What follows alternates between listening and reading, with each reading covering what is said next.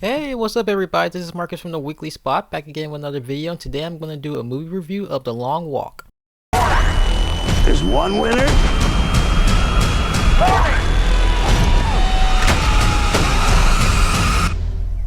and no finish line.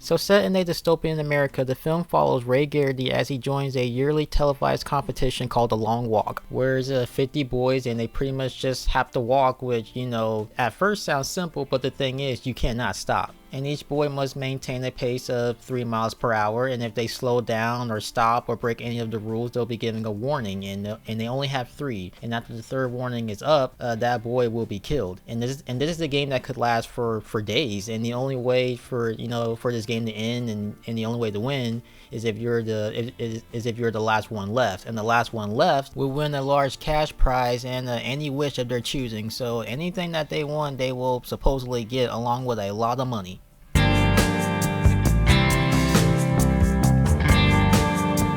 So when I found out about this movie being based on a Stephen King book, I was like, I had to check the book out first, because Stephen King is one of my favorite authors, and I thought The Long Walk, the book, was really good, which made me even more interested in the movie. And now that it's been out and I finally got to see it, I have to say, much like the book, it's depressing, but yet it was pretty good. Now, what's interesting about the book is that, and I don't know if this was confirmed by Stephen King, but people who have read this book have said that this book is an allegory for the Vietnam War, representing the draft's impact on young men and the perceived senselessness of the conflict. And reading that after listening to the book, because I got the audiobook version, I listened to it again, and it made me look at the story a little differently. And again, I don't know if this was confirmed by Stephen King himself, but when you listen to a theory and whether or not you believe it, you can understand where they're coming from with that. So like when people say that this is an allegory for the Vietnam War, I don't think it's too far-fetched,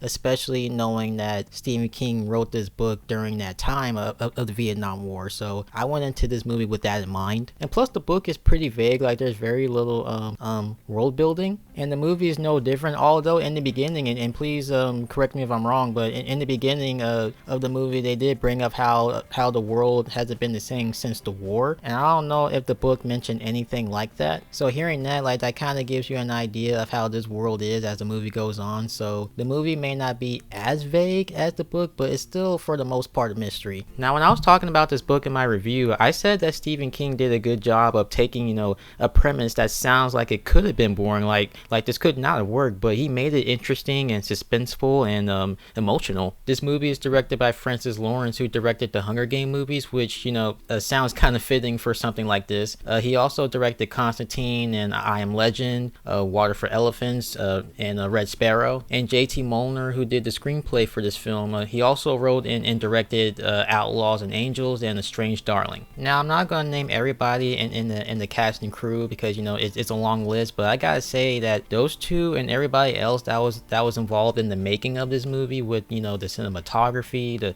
the sound design, the music, etc., like everybody that was involved in this, I thought did an amazing job of bringing this to life, and and making this just as engaging as the book, and showcasing the brutality of The Long Walk, which this movie does not shy away from. I like how even though the characters knew that things were about to go down, and we the audience, unless you're going in this completely blind, like we knew that this is going to be serious when Ray's mom dropped him off at the competition, and then but then we see like Ray getting along with everybody, and things seem to be pretty chill at first, but then when we get to that first death, like when we hear that first gunshot, like that's when we knew, like, okay, this is real. Like after that, like the whole mood just changed. Like there are some gruesome deaths here. Like when they say that you can't stop, like they literally mean like you cannot stop. Like there's no exceptions. Like it don't really matter. It don't really matter what the condition conditions the roads are, what the weather is like, how tired you are, or how you're feeling. And if you have to use the bathroom, you better hope you don't have,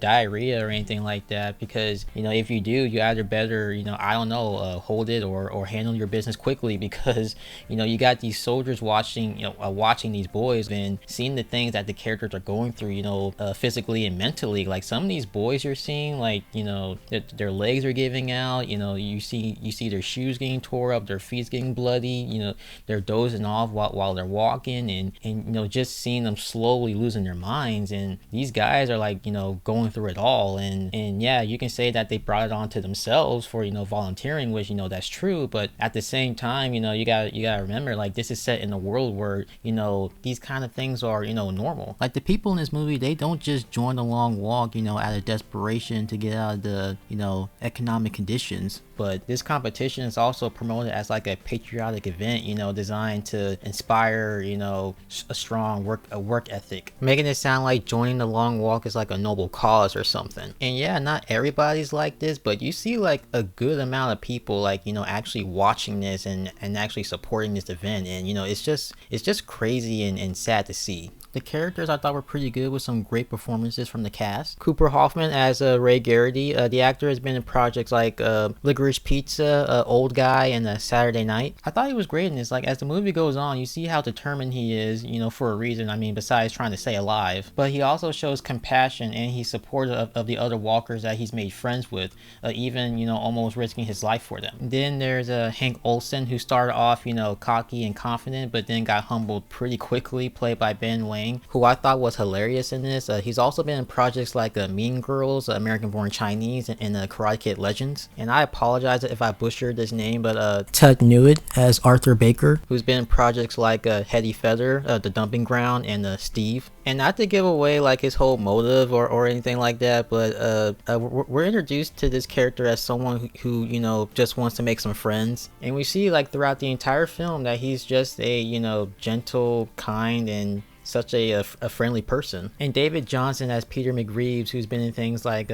Industry, Rylane, and Alien Romulus. Now, like I said before, I think everybody in this movie was great. But if you ask me like which one is my favorite, like if I have to pick one, I would have to say it would be Peter McReeves. Like, I love the actor's performance and his portrayal of the character. Like, he comes off as charming, funny, just a easygoing person. And what I also like, that despite living in this harsh world, that the character has like this unerring sense for finding the beauty and the positivity in his circumstances. And despite this movie being like sad and violent, like this movie does have some heart to it, and that comes from the friendship between these characters. Like throughout this movie, you see these characters build a bond and a brotherhood. And while it does make light of this harsh reality, it makes the movie even more emotional, because like only one can make it out of this. It's like you wish this game would bend the rules for once, or like somehow these characters would escape, because you really do get attached to these characters. Like, you don't want any of them to die, even the ones that are not as friendly, like Gary Barkovich, played by Charlie Plummer, who's been in things like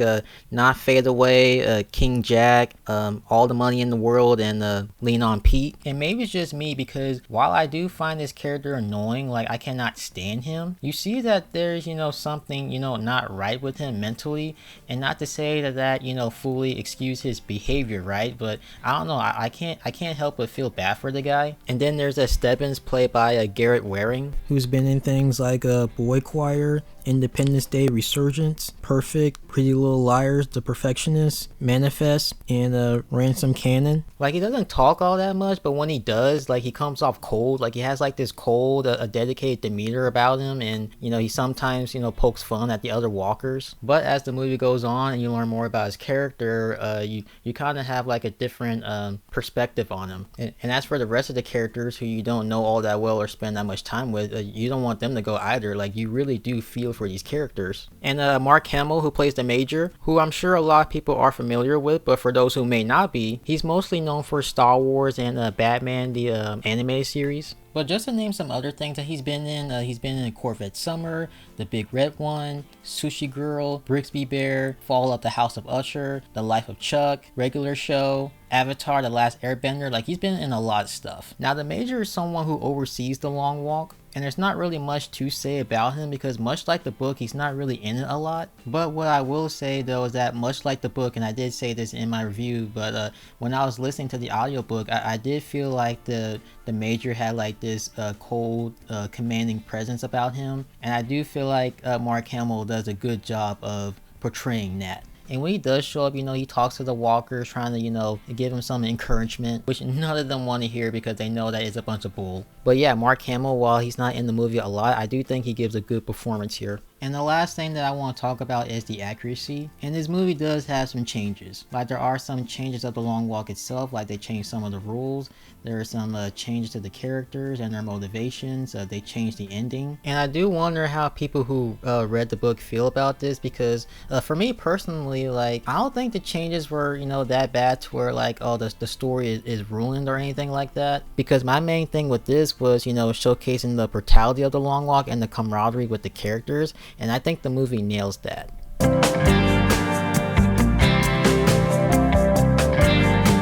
Overall, this was a really good film. It was engaging, it was suspenseful, it was emotional. I love the performances, I love the characters.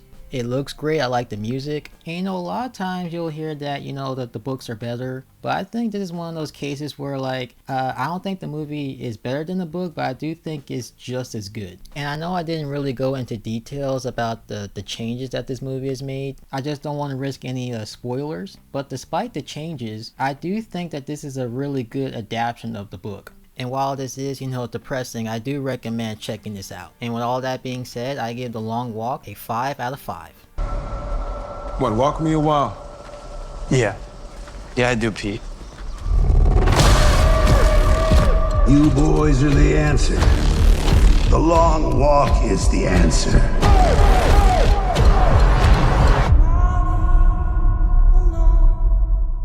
And that's it for this video and my review of The Long Walk. And let me know what you think. This is Marcus from the Weekly Spot. More content will be coming out soon, but until then, take care everyone.